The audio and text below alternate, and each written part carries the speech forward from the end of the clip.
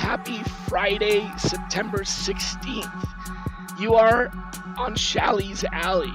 Actually, I'm doing a flyover on Shally's Alley right now in my F1 or my F-35 or whatever this is. I got this from the Maverick movie. Still haven't seen it, but I really like this whole background Top Gun thing. So apologies in advance for my Kermit the Frog impersonation, or rather Kermit the Frog impersonating Darth Vader impersonation. But I'm not sick. I was just at a conference and it was loud and I had to yell a lot and I pretty much used up whatever was left of my vocal cords. And to get to be my age, it's pretty easy to use them up. So fun times today. We have a very special guest, a new friend to me. We have never met before, but Jackie Moore was very highly recommended from someone that I trust. And man, I gotta tell you, he is got a contagious energy. I mean, just so much positivity, and I just love looking at his smile and listening to him. So this guy is going to be a lot of fun. Let me tell you a little bit about him because I think you're going to be impressed.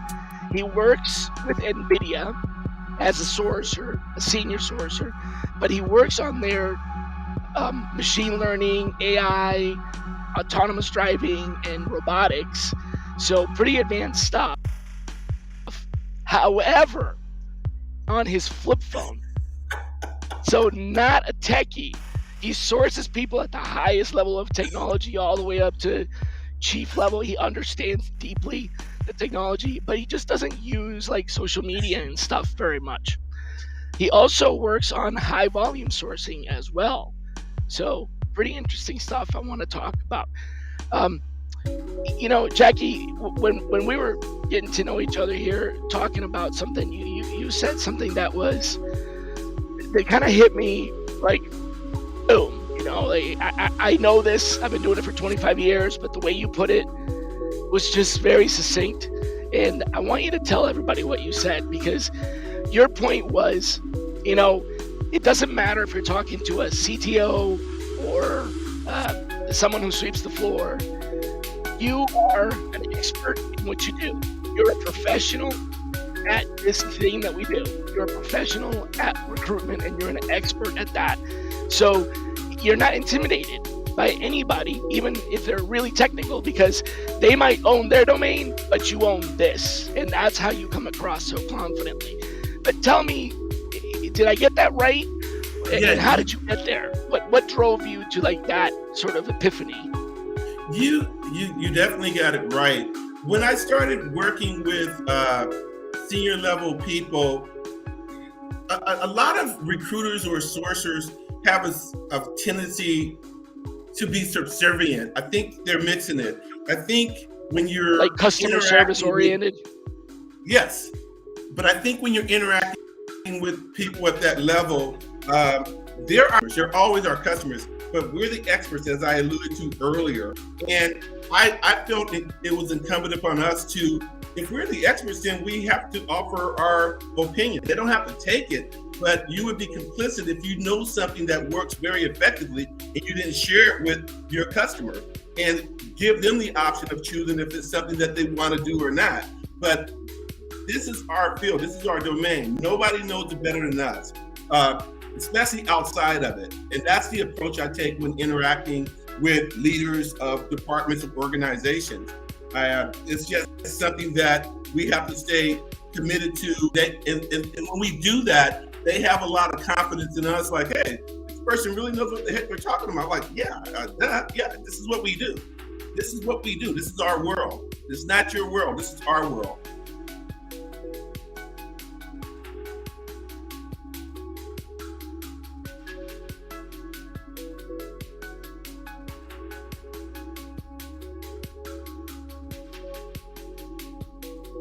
Now, Shally, I didn't hear a darn word you said, and it's not because of my technical inaptitude. I can't hear a word you said. Oh, gotcha.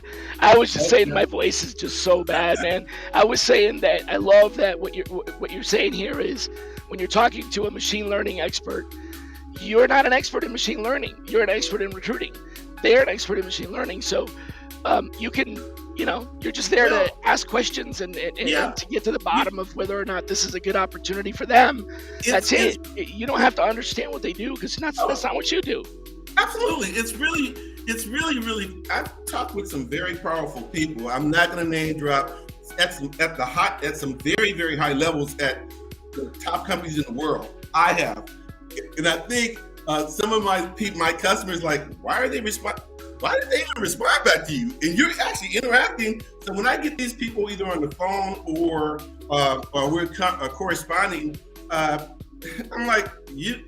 Technically, I know enough to know what we're looking for. Okay, if you want to try to impress me by talking technical, you're going to do just the opposite because I could care less. It's not relevant. I know enough to know that this is what we're looking for. Now, I have experts, the best in the world as well. Don't worry, we're gonna drill you technically, but for what you and I need to know right now, do you responsive to doing further? And when I tell them that, they everyone gets it right away. Like, wow, I'm more to the, but like I don't have time to waste. And I'm waste your time or my time. So we really do. They're like, dude, hey, I'm doing this. Let's get it done, Jackie. I love it. So I try to put them right in front of the right person at the right time as soon as I possibly can. And people appreciate that.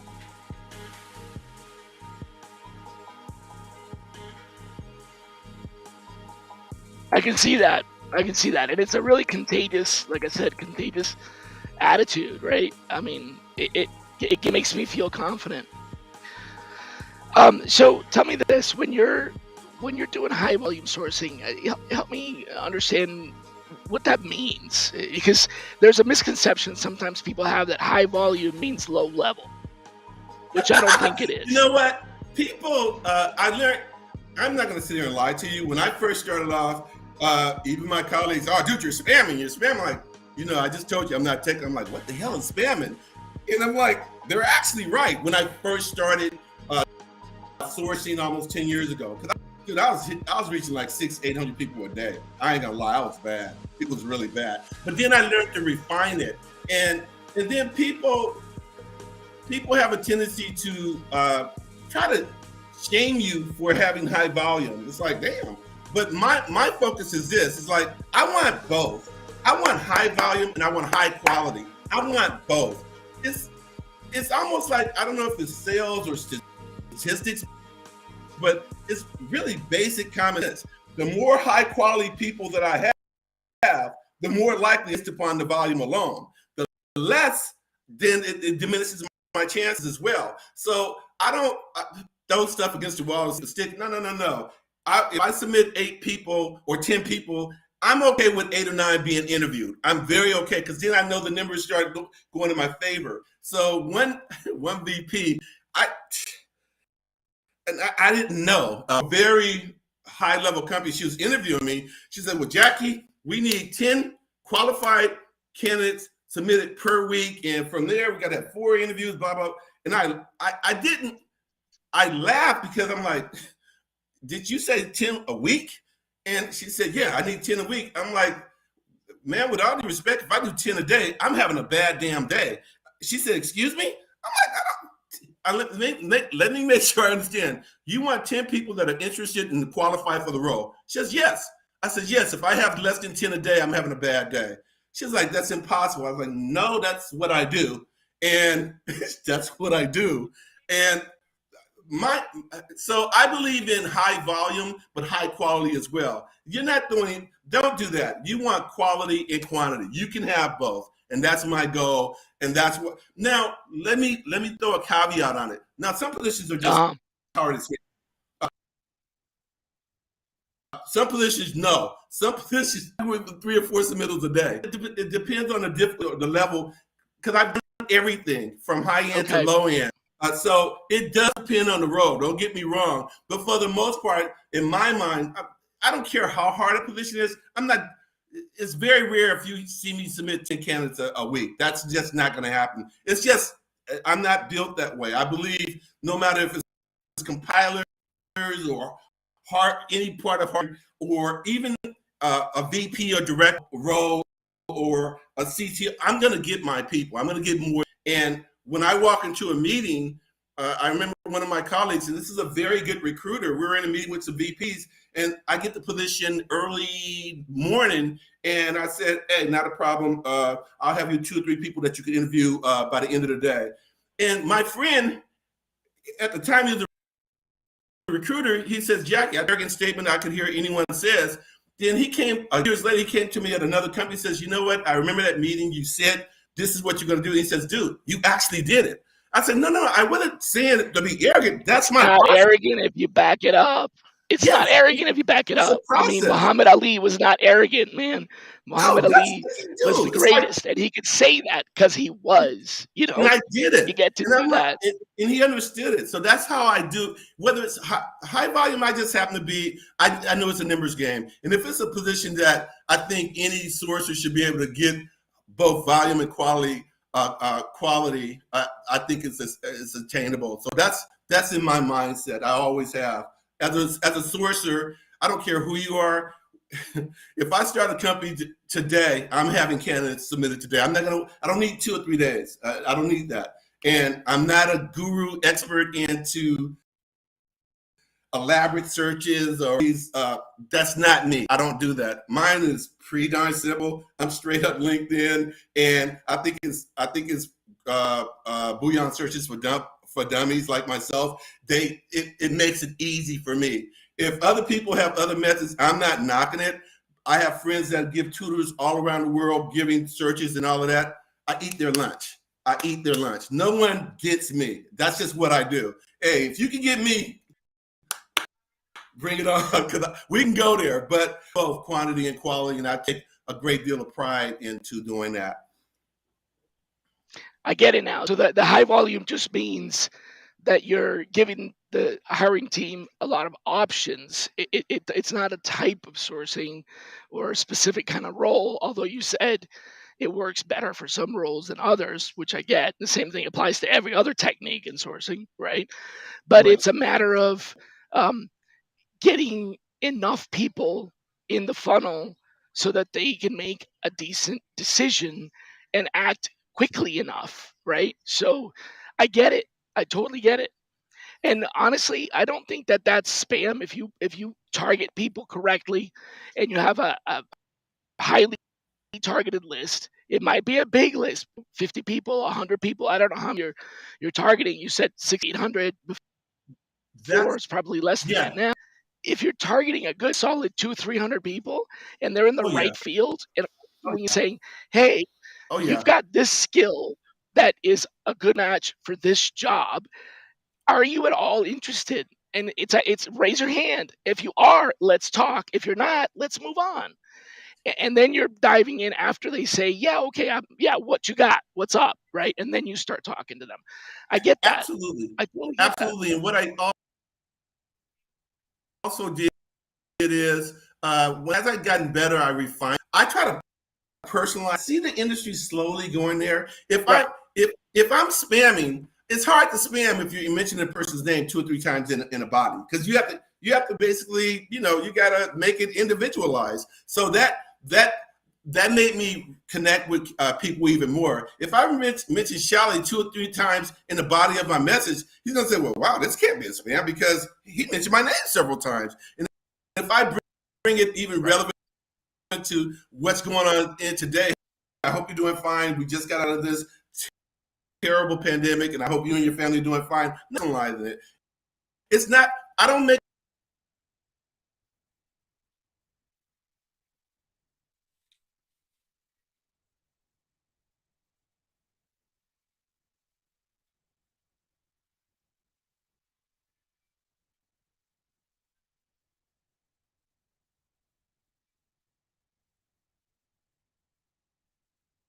thinking about the candidate, and I don't want them ever there. But then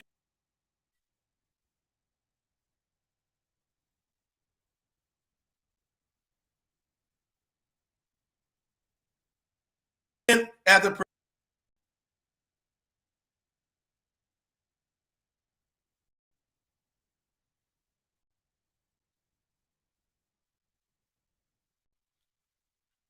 Hey, Jackie, you still there? Can you hear me? Professional in whatever. I am I talking too much? Yeah, you got cut off for a minute there and sort of snapped like a talking robot, kind of like just I'm fast sorry, forward. man. I get so S- passionate and Something excited wrong with about your internet? what we do. No, I think it's a connection. I think it's the video. Oh, no worries. But We can as I hear was saying, I you just again, so no problem. cool. I just want to share back with our community. I feel compelled to do that. I'm not threatened by sharing what I know. It's industry knowledge. I hope people can bits and pieces from it and apply what they do. But I enjoy what I do. A lot of fun. It's a lot of fun. It sounds like you enjoy it just from your enthusiasm. Totally. I've always Thank you. maintained that it takes somewhere between, let's say, 250 to 300 leads in order to get to a higher. And hear me out. So it's kind of like a waterfall, right? So you Mhm, start out with, let's just say 300. Sometimes it's 350, but let's just say 300. mhm, And you send messages to them. And let's say you have 30% response rate to your 300 messages. In other words, essentially, about a third of the mhm, people that you try to contact actually respond in some way. Let's call that 90 people, maybe a little bit less than 100, right? mhm, Of those people actually replied. Now, those replies could be, hey, thanks, but no thanks. Appreciate you mhm, considering me. I get a lot of those, like, hey, mhm, appreciate it, but I'm happy where I'm at. Perfect. That's all I wanted to know. You happy where you're at? Congratulations. I love you. Let's move on, right? So 90 of them reply back. Out of those 90, let's say maybe about half of them are going to say yes. The other half are just saying no thanks, maybe later, mhm, not for me, etc. mhm, Right? So now you're down to about 45 or so people who said yes, mhm, let's talk further. Then you start setting those up for calls, or you give them a call. And out of those 45 that you end up talking to, a few of them are going to be too high compensation, mhm, a few of them are going to be not enough experience. Even though you did a good job matching their profile, the profile may be a mhm, year out of date, or they switched to another industry or whatever, right? So now mhm, you're down to about 20 of the 45 that you actually connected with. I call those connects. And those mhm, 20 are the ones you really phone screen and actually, do a deep dive. mhm, Even if you, out of those 20, you end up submitting half of those again, that's 10 people. mhm.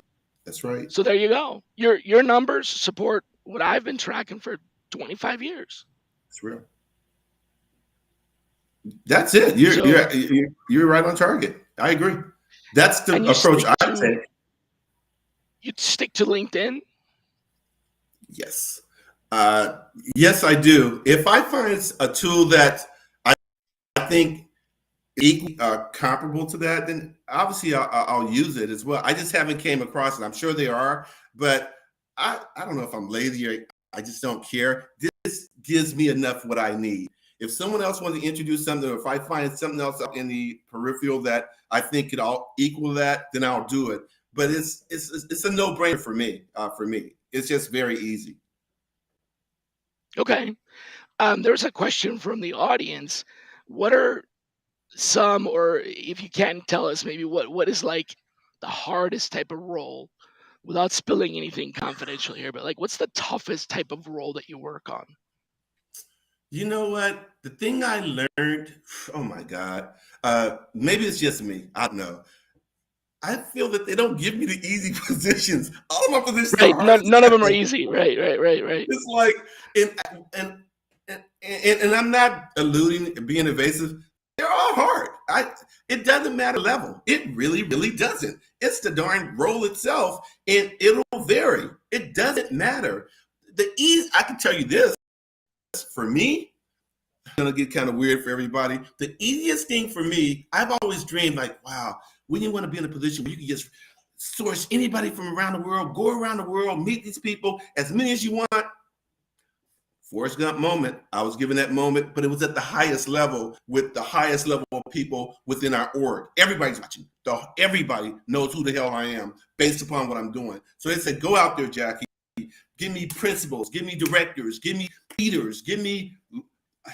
It doesn't matter. I was able to do that, and that was hella easy. But when they started saying one-offs, they're all hard. And when I embrace the fact that there's just not, I'm not going to get any easy positions here. They're going to give me the most difficult ones, and I accept the Okay, I challenge. gotcha. Hey, that's kind of the world in sourcing. It's the same thing in my team. We don't work on the recs that people apply for. We work on the recs that people don't apply for. So, Exactly. how about this? What's the job? And I'll tell you mine if you tell me yours. What's the job that has taken you the longest to fill? Like time, like just time wise. That's a you know that's a tough question, Shally. You don't have to tell me because I don't know. I don't nothing. There's nothing that actually nothing. I can't think of any positions because they're hard. I mean they're not easy. If, like you said before, they would give it to the other people or no. So there's not any specific. I don't have a Moby Dick, if you will. No, I don't. Gotcha. All right, so I'll tell you my story, and then maybe it might jog your memory if you want. If there's one that pops up, but and I'll try to make it short because of my voice here. So I started with this company, and I was there for 5 years.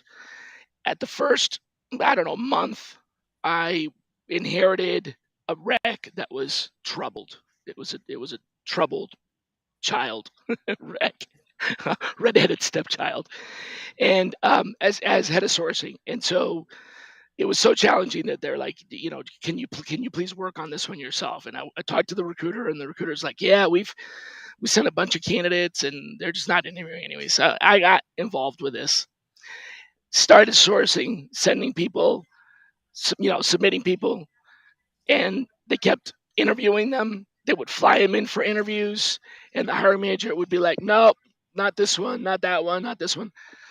I kid you not. They interviewed 167 people that flew in. I mean, the cost of this, just in airfare alone, was just like, wow. 167 people got interviewed.